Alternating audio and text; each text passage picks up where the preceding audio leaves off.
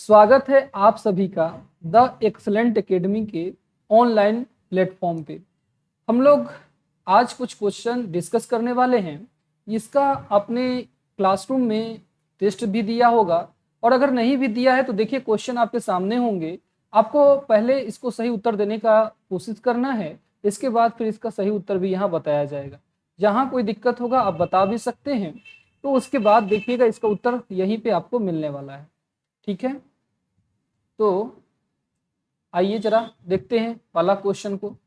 यहाँ सबसे पहला क्वेश्चन है, कौन सा भारतीय राज्य कर्क रेखा के उत्तर में स्थित है? तो बताइए, इसे पढ़ा है आप लोगों ने? आपको पता है कर्क रेखा भारत के बीचों बीच से होकर गुजरती है। भारत जो है, ये अपना प्यारा भारत है, इसके बीचों बीच से होकर कर्क रेखा गुजरती है। कर्क रेखा को ट्रॉपिक ऑफ कैंसर कहते हैं, पता ही है आपको। ये 23.5 डिग्री की अक्षांश रेखा होती है जो भारत के बीचों बीच से गुजरती है।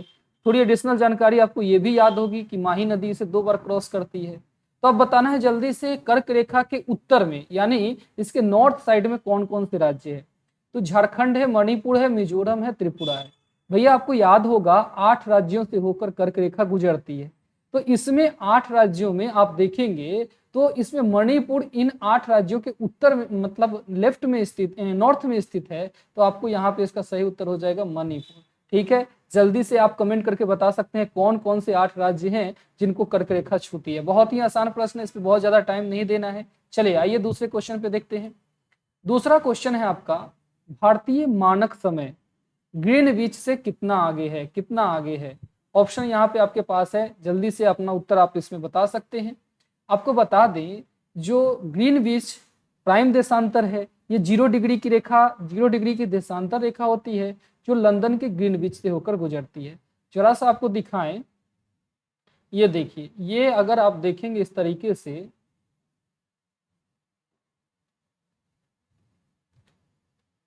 ये अगर विश्व का मानचित्र आपके सामने जो है देखेंगे, इसमें यहां से 0 डिग्री की देशांतर रेखा गुजरती है जिसे ग्रीनविच की रेखा भी कही जाती है। अब ध्यान देंगे, अपना प्यारा भारत यहाँ पे है। आपसे पूछा जा रहा है यहाँ की जो देशांतर है, यानी बीचों बीच से होने वाली जो देशांतर है, ये आपसे कितना आगे है? भैया आपको पता है, देखिए सिंपल सी बात मैंने बताया है, जो आपको कई बार क्लासरूम में भी चर्चा किए होंगे, तो आपको याद होगा जो यहाँ से जो बीचों बीच से जो रेखा गुजरती है, देशांतर रेखा, ये होती है 82.5 डिग्री की। आपको मैंने ये भी बताया होगा 1 डिग्री 4 मिनट की होती है, 1 डिग्री 4 मिनट की होती है।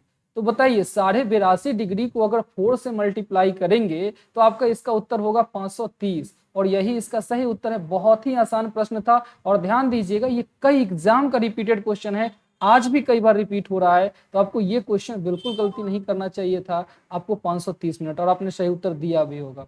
आइए जल्दी से अब तीसरे क्वेश्चन को देखते हैं। यहाँ लिखा हुआ है कृष्ण छिद्र सिद्धांत। कृष्ण यहाँ पे थोड़ा सा मिस टाइप है, यहाँ कृष्ण छिद्र होगा। कृष्ण छिद्र सिद्धांत किसने दिया था? अच्छा बताइए, कृष्ण छिद्र सिद्धांत को ब्लैक होल थ्योरी भी कहते हैं। ब्लैक होल आकाशगंगा के बीच में होती है। ब्लैक होल थ्योरी देने वाले थे चंद्रशेखर नामक वैज्ञानिक। इसमें तो कोई कहने सुनने वाली बात ही नहीं थी। आपको पूरा तारे की किस तरीके से फॉर्मेशन होती है, किस तरीके से उसकी एंडिंग होती है, ये सारी चीजें आपको पता है। तो पता है ना चीजें, तो इसमें आपको पल्ला होना चाहिए था। ब्लैक होल थ्योरी चंद्रशेखर ने, सुब्रमण्यम चंद्रशेखर का दिया हुआ था, एक भारतीय वैज्ञानिक थे ये, और इन्होंने मास ऑफ सन बताया था। 1.4 ms की संकल्पना भी दी थी। अगर किसी तारे में अगर वो सूर्य के 1.4 गुना होता है तो उससे नए तारों का निर्माण नहीं होता है। तो ये भी चीजें आपको पता होंगी। आइए नेक्स्ट क्वेश्चन देखते हैं। सुपरनोवा क्या है? अब बताइए इससे आसान क्वेश्चन क्या हो सकता है, लेकिन बहुत इंपॉर्टेंट क्वेश्चन है ये सुपरनोवा। सही उत्तर क्या लगाए हैं, जल्दी से बताइए, सुपरनोवा क्या है? सुपरनोवा क्या है? इसका ये प्रश्न का उत्तर किसी भी बच्चे का गलत नहीं होना चाहिए। गलत होने पर ये पूरी की पूरी आप सजा के पात्र होंगे, क्योंकि ये बहुत ही आसान है और बहुत ही सुंदर क्वेश्चन है। सुपरनोवा, जब किसी तारे में विस्फोट होती है तो इसे सुपरनोवा की घटना कहा जाता है। तो भैया विस्फोट हुआ है तो पहला ऑप्शन है ग्रह। ग्रह तो होगी नहीं, क्योंकि ये एक तारे की अवस्था है। दूसरा है ब्लैक होल, मैंने कहा आकाशगंगा का केंद्र होता है ब्लैक होल, तो ये भी सुपरनोवा नहीं है। तीसरा है पुच्छल तारा, जिसे कॉमेट कहा जाता है। कॉमेट कैसे होगा भाई? ये मृत तारा है, ये एक मृत प्राय तारा होता है। जब तारे मरने लगते हैं उस समय ब्लास्ट होती है, जिसे सुपरनोवा कहा जाता है। तो इसका करेक्ट उत्तर क्या है? डी है इसका करेक्ट उत्तर। ठीक है, आई होप आपने डी लगाया होगा। चलिए नेक्स्ट क्वेश्चन देखिएगा, अंतरिक्ष में सर्वाधिक मात्रा में कौन सी गैस होती है? बताइए, अगेन से एक बहुत ही सुंदर प्रश्न आपके सामने है, अंतरिक्ष में सर्वाधिक मात्रा में कौन सी गैस होती है? अब इसमें ध्यान दीजिएगा, अब बहुत से बच्चे क्या कर दिए होंगे, N2 लगा दिए होंगे, लेकिन N2 एकदम गलत है इसका, क्योंकि आप ध्यान देंगे यहाँ अंतरिक्ष लिखा हुआ है, न कि पृथ्वी का वायुमंडल। तो अंतरिक्ष में अगर जब भी पूछा जाए तो हाइड्रोजन गैस सबसे ज्यादा होती है, इसका उत्तर है हाइड्रोजन गैस, न कि N2। तो कहीं इसमें आप फंसे तो नहीं है? ध्यान दीजिएगा, यहाँ अंतरिक्ष पूछा गया है और अंतरिक्ष में सबसे ज्यादा दो गैसें होती है, एक होती है हाइड्रोजन और दूसरी होती है हीलियम। हमने आपको ये भी बताया था, हाइड्रोजन एक बहुत ही सुपर एक्टिव गैस होती है, इसकी वैलेंसी 1 होती है और 1 के कारण ये बहुत ज़्यादा ही सुपर एक्टिव होती है, ये रिएक्ट कर जाती है। जबकि हीलियम एक नोबल गैस है, एक अप्रिय गैस है, इसमें 0 या 8 इसकी वैलेंसी होती है, जिस कारण से ये हाइड्रोजन हीलियम में चेंज होता रहता है। ध्यान देंगे, यहाँ पर अंतरिक्ष में सर्वाधिक मात्रा में हाइड्रोजन गैसेज हैं। क्लियर है? काफी आसान प्रश्न था। नेक्स्ट क्वेश्चन को देखिएगा, ग्रहों की संख्या कब बदलेगी? बताइए, ग्रहों की संख्या कब बदलेगी? क्या लगाए हैं इसका उत्तर? कोई सवाल जवाब नहीं, केवल आपको 2006 इसका पकड़ना है। आपको पता है 24 अगस्त 2006 को IAU की बैठक हुई थी, इंटरनेशनल एस्ट्रोनॉमिकल यूनियन की बैठक हुई थी, जिसमें प्लूटो से ग्रह का दर्जा छीन लिया गया। तो 24 अगस्त से पहले 9 ग्रह थे, लेकिन 2006 24 अगस्त के बाद ग्रहों की संख्या 8 हो गई थी। तो यही आपसे पूछा गया है, ग्रहों की संख्या कब बदली गई? और इसका उत्तर है 8। क्लियर है? अगले प्रश्न को देखिए जरा। अगला प्रश्न है, कौन सा शब्द अंतरिक्ष से संबंधित नहीं है? अंतरिक्ष से संबंधित, यहाँ फिर से यूनिवर्स की बात की गई है। बहुत आसान से बहुत सुंदर से प्रश्न है, स्टडी तरीके से भी अगर आप पढ़े होंगे तो इसका उत्तर आप दे देंगे। पहला है तारा। हाँ भैया, तारा बिल्कुल अंतरिक्ष से संबंधित बातें हैं। ग्रह, ग्रह भी अंतरिक्ष से संबंधित बातें हैं। बाइट, बाइट अंतरिक्ष में कहाँ मिलेगा? ये तो कंप्यूटर में बाइट जो उसकी गति के लिए आती है। एस्टेरॉइड, एस्टेरॉइड मतलब होता है आपका क्षुद्र ग्रह, तो ये भी आपका अंतरिक्ष से संबंधित है। तो यहाँ पूछा है नहीं है, इसीलिए इसका उत्तर ये तीनों नहीं होंगे, बल्कि इसका सही उत्तर हो जाएंगे बाइट। बाइट एक कंप्यूटर से संबंधित शब्द है, न कि अंतरिक्ष से संबंधित शब्द है। बहुत आसान प्रश्न ये भी था। आइए अगले प्रश्न को देखते हैं। अगला प्रश्न है, सूर्य के निकटतम नियरेस्ट प्लैनेट कौन सा है? निकटतम ग्रह कौन सा है? ध्यान देंगे, सूर्य के निकटतम ग्रह पूछे गए हैं, तो आप बताएंगे मरकरी है, इसके बाद मरकरी के बाद वीनस है, फिर अर्थ है, फिर अर्थ के बाद मार्स है, मार्स के बाद फिर जुपिटर, फिर सैटर्न, फिर यूरेनस, फिर नेपट्यून, ये ऐसे है। अब आप इसमें गिनती कीजिए तो जरा, क्षुद्र ग्रह की बात की जा रही है। क्षुद्र ग्रह आपको पता है मार्स और जुपिटर के बीच में, यानी मंगल और बृहस्पति के बीच में यहाँ पे एस्टेरॉइड यानी क्षुद्र ग्रह होते हैं। तो ये मंगल और ये मार्स और जुपिटर के बीच में है, ये ध्यान देंगे यहाँ पे।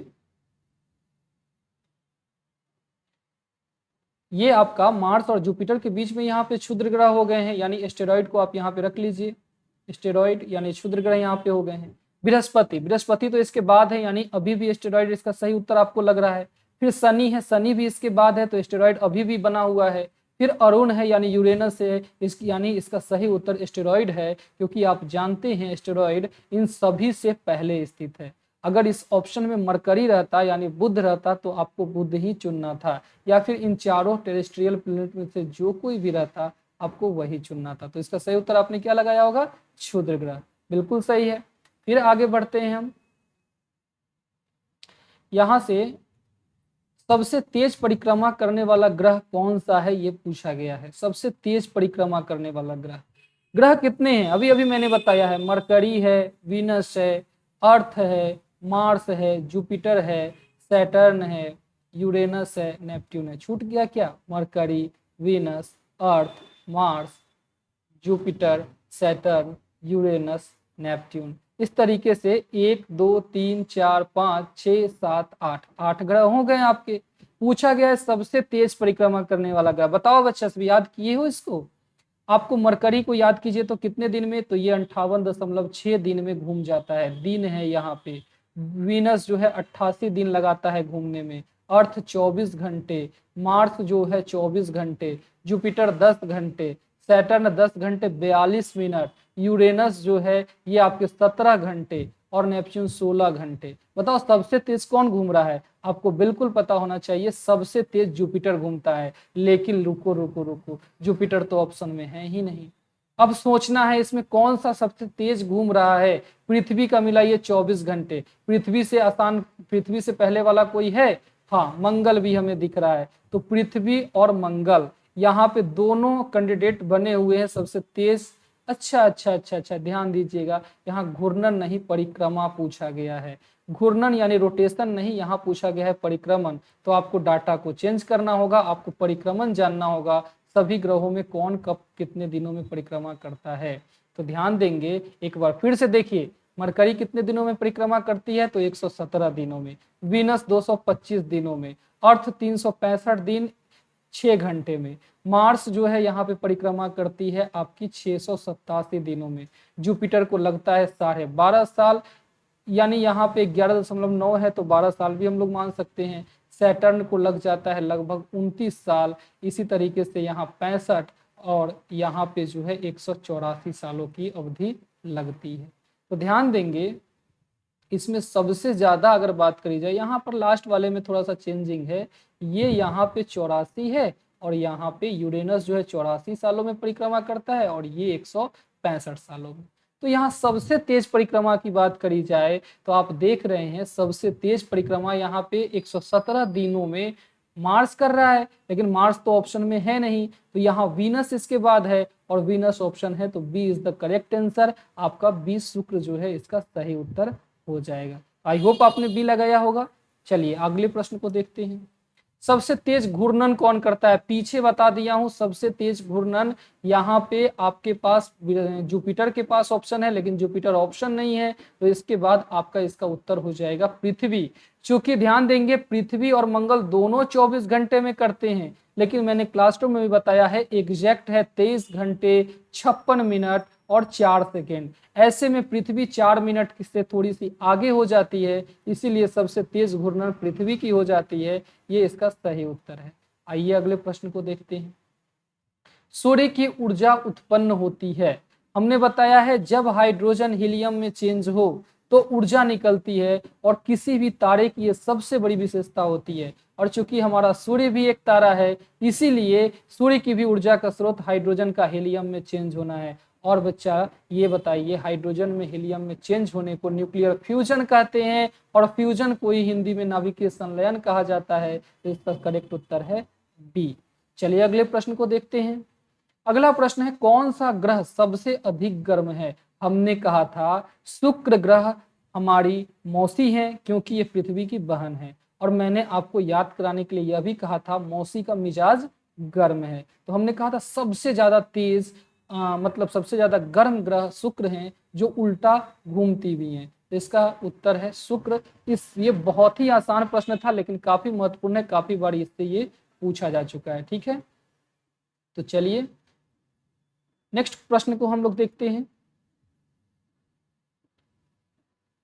हाँ, ये 13 नंबर प्रश्न है आपका। वर्ष का सर्वाधिक गर्म दिन उत्तरी गोलार्ध में कब होता है? अब ये इसको एक्सप्लेन करने के लिए मत कहना, काफी बार क्लासरूम में भी करवाया जा चुका है। क्लासरूम में तो 2-3 बच्चों से मैंने बोर्ड पे भी ये बनवा लिया है।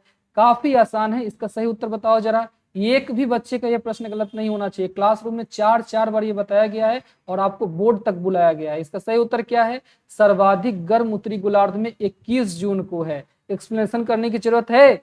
अगर है तो कमेंट में बताओ, फिर अगले क्लास में करूं। ठीक है, अगले सेशन में आपको इसका एक्सप्लेनेशन होगा, यहाँ इसका एक्सप्लेनेशन नहीं किया जाएगा। 21 जून इसका सही उत्तर है। क्लियर है? चलिए आगे बढ़ते हैं। 14, किसी पिंड का सबसे कम भार कहाँ होता है? अब ध्यान दीजिए, ये बहुत ही अच्छा, बहुत ही कंसेप्चुअल प्रश्न है।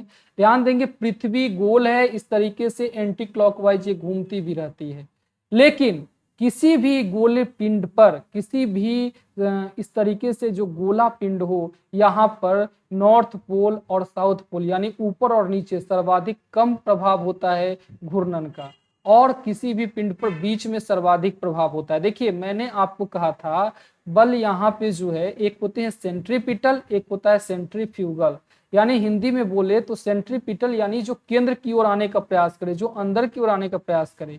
और जो सेंट्रीफ्यूगल है यानी अभिसारी बल है, ये केंद्र से बाहर जाने का, सेंट्रीपिटल केंद्र की ओर आने का प्रयास करता है, यानी अभिसारी बल केंद्र की ओर आने का प्रयास करता है, और सेंट्रीफ्यूगल फोर्स यानी अपसारी बल केंद्र से बाहर जाने का प्रयास करता है। अब ध्यान देंगे नॉर्थ पोल और साउथ पोल पर तो अंदर की तरफ आने का प्रयास करेगा, जबकि बीच में जो 0 डिग्री के पास है यहाँ से बाहर जाने का प्रयास करता है, यहाँ सबसे कम भार होता है, इसलिए इसका उत्तर है विषुवत रेखा पर। क्लियर है? तो इसका सही उत्तर है विषुवत रेखा पर किसी पिंड का सबसे कम भार होगा।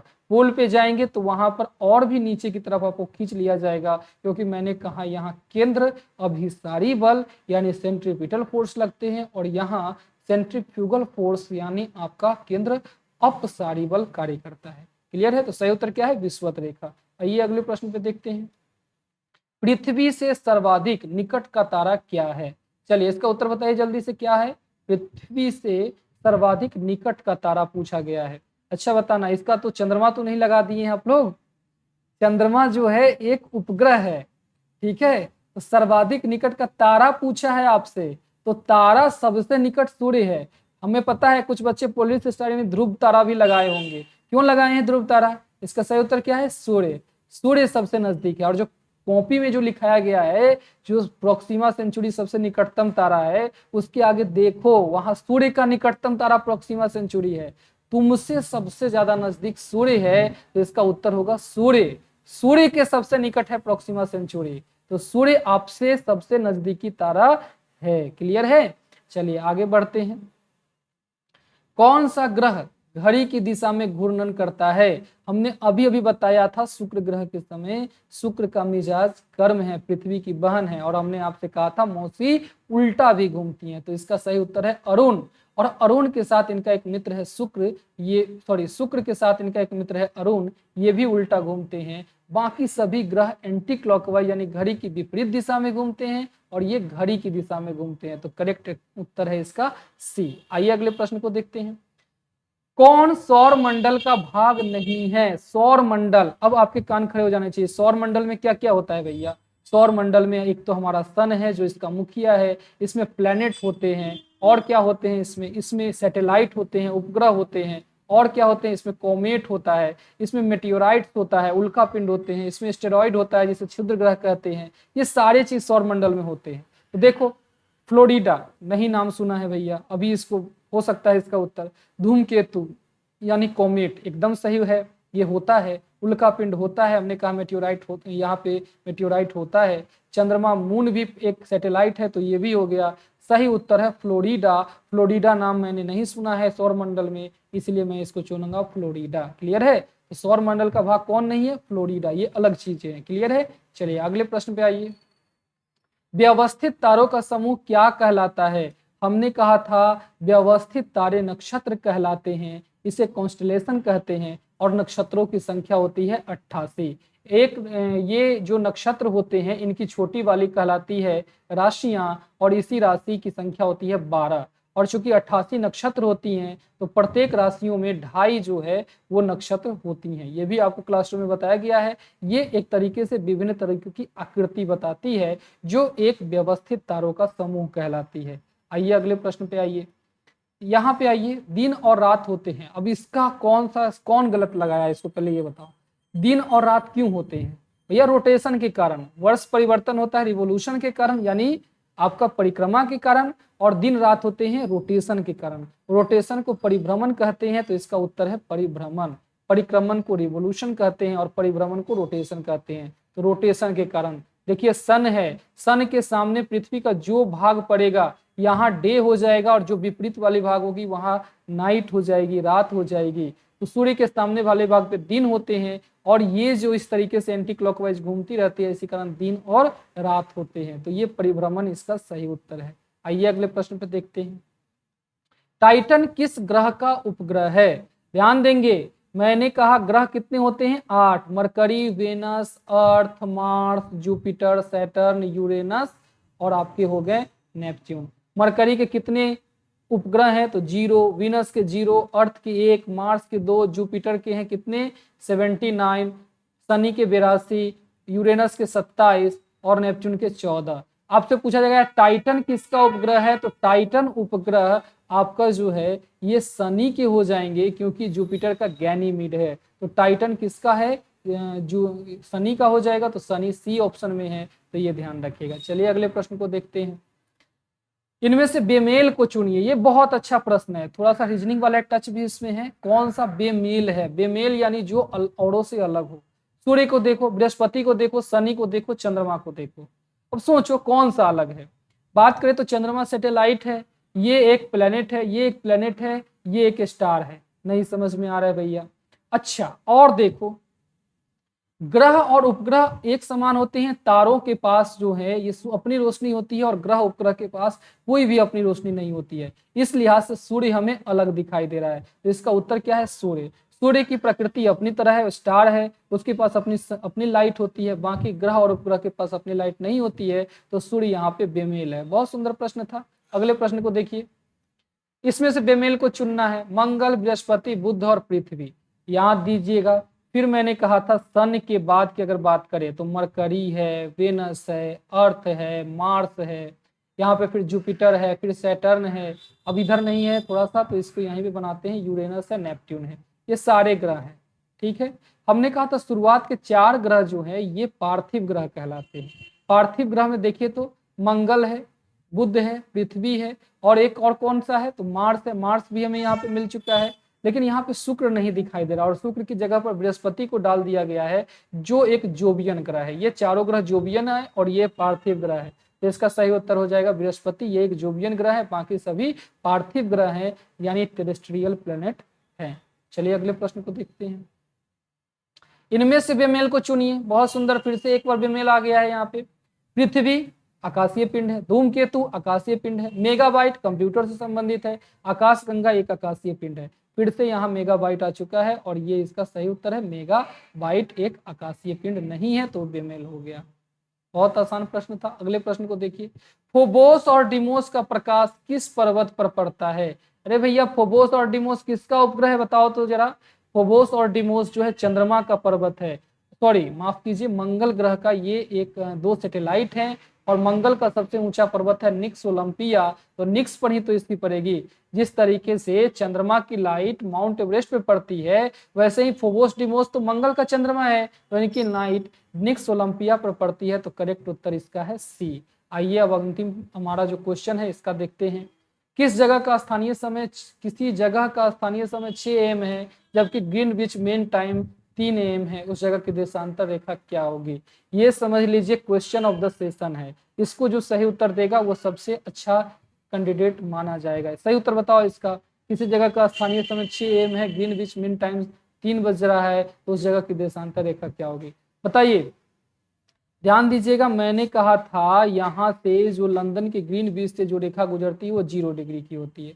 यहाँ बज रहा है अभी 3।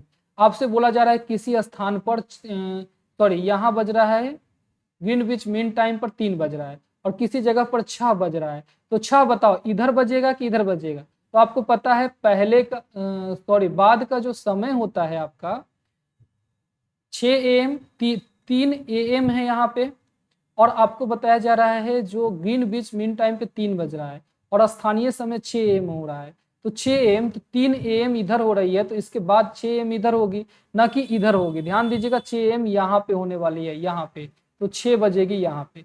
तो आपसे पूछा जा रहा है 3 बज रहा है यहाँ, 6 बज रहा है यहाँ, तो आपको सबसे पहले ये ध्यान रखना होगा ये पूरब है कि पश्चिम है। भैया मैंने कहीं भी कहा इधर पूरब होता है, इधर पश्चिम होता है, तो सबसे पहले तो आपके पास ये उत्तर हो जानी चाहिए, ये पश्चिम वाली होगी। पूरब वाला जितना है काट देंगे, ना ये होने वाली है ना ये होने वाली है।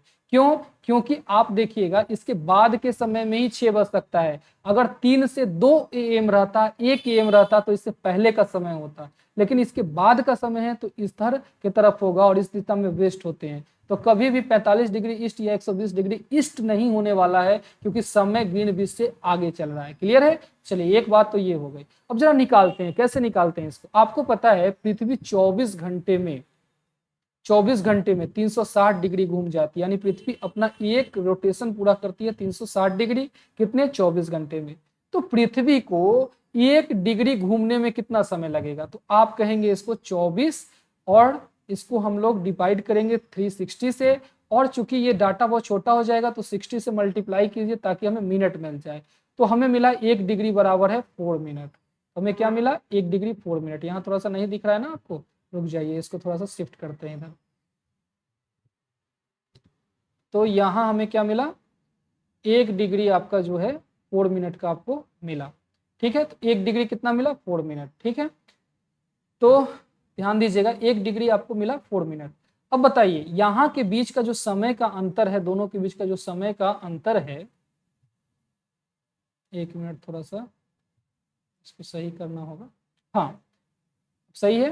हाँ, तो एक जो इन दोनों के बीच का जो समय का अंतर है, इन दोनों के बीच की समय की अंतर कितनी है? तो 3 बज रहा है यहाँ, 6 बज रहा है यहाँ, यानी यहाँ पे हमें जो समय है वो 3 घंटे का अंतर है। और 3 घंटे, इसको एक थोड़ा सा नई पेज लेकर समझना थोड़ा सा ज्यादा आसान है। हमने क्या कहा आपको? हमने कहा दोनों एक जगह 3 बज रहा है और एक जगह पर आपका 6 बज रहा है। इन दोनों के बीच का समय का अंतर कितना हो गया भैया? तो 3 घंटे, क्योंकि 6 घंटे में 3 घंटे को लगाइएगा तो यहाँ पे 3 बजा। ठीक, 3 घंटे का अंतर मिला। अब ये 3 घंटे का अंतर है। अभी अभी हमने देखा था 1 डिग्री घूमने में लगता है 4 मिनट। तो 3 घंटे को अगर जरा मिनट में निकालिए कितना होगा?